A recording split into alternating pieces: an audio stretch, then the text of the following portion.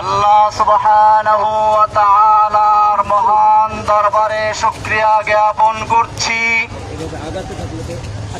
যিনি আমাকে দীর্ঘ 11 বছর 16 দিন পরে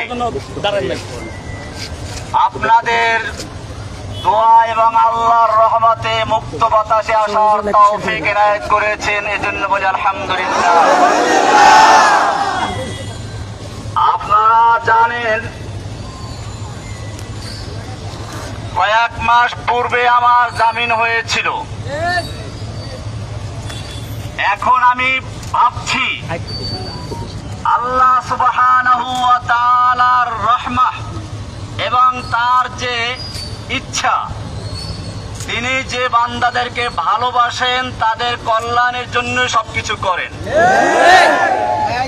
ওই সময় যদি আমি মুক্ত হতাম, সমালোচকরা বলতো সরকার তাকে ছেড়ে দিয়েছে আপোস করার জন্য। বিভিন্ন রকমের সমালোচকরা সমালোচনা করত। আল্লাহ সুবহানাহু ওয়া তাআলা চাইলেন তোমাকে এই সমালোচনার বোঝা নিয়ে বের হওয়া দরকার নেই, ইজ্জতের সঙ্গে বের করো। আল্লাহ সুবহানাহু ওয়া তাআলা সেজন্য ওই জালেম শাহীকে দেশ থেকে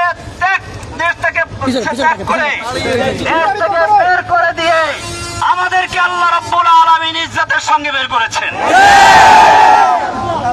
ভাইয়েরা আমার, আপনারা জানেন ফিরআউন তার জাতিকে বিভিন্ন দলে বিভক্ত করেছিল। কুরআনুল কারীমের সূরা কসস এর প্রথম থেকে 7 আয়াত পর্যন্ত সে বিষয় সর্বে সর্বা এবং ধরাকে সরা জ্ঞান করে সবার উপরে সে স্থান করে নিয়েছিল।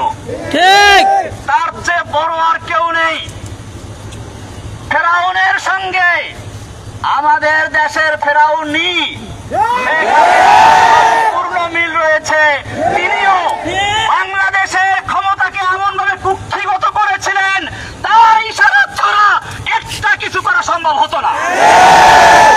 হাইকোর্ট থেকে আমাকে জামিন দিয়েছিল, শেখ হাসিনার ইঙ্গিতে আমাকে আবার পুনর্বার গ্রেফতার করে জেলে দেওয়া হয়েছিল।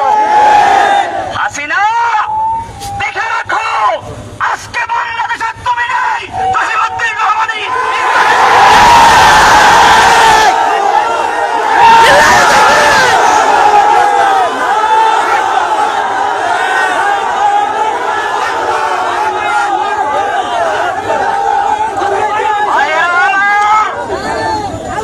শুধু এখানে শেষ নয়। আল্লাহ রাব্বুল আলামিন বলেন ফিরআউন তার জাতিকে বিভিন্ন দলে বিভক্ত করেছিল। ইস্তাদঈফু তায়ফাতাম মিনহুম, তাদের থেকে একটা দলকে সে দুর্বল করে রেখেছিল। ফিরআউন তার দেশের মানুষকে বিভিন্ন দলে বিভক্ত করেছিল।